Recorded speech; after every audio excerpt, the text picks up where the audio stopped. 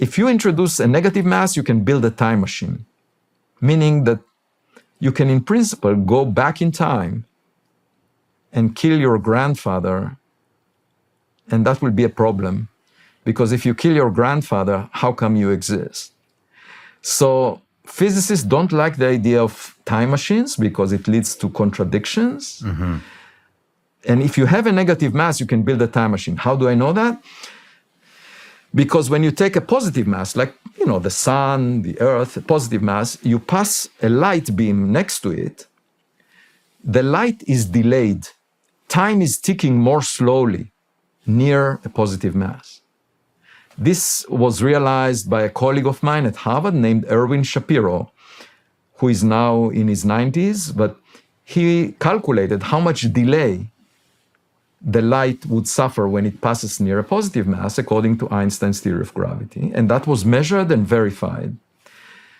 Now imagine replacing the positive mass with a negative mass.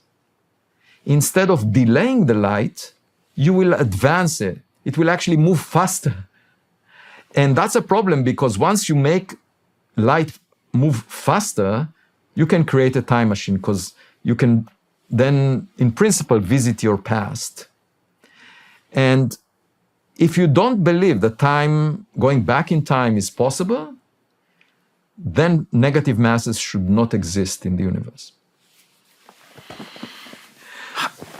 How would you go back in time?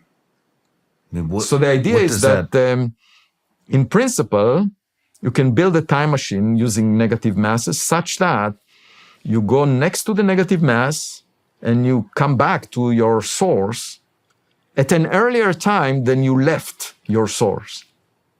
Wow. So that means that so you'd go out and then back. And back and you arrive before you left. And of course, it poses a problem because, as I said, you can prevent yourself from making the trip. And so that there would be a logical inconsistency. There is a lot of debate about whether moving faster than light is possible, whether going back in time is allowed. Most physicists think that it's forbidden because it leads to inconsistencies. And if that's the case, there shouldn't be any negative masses. You're blowing my mind here.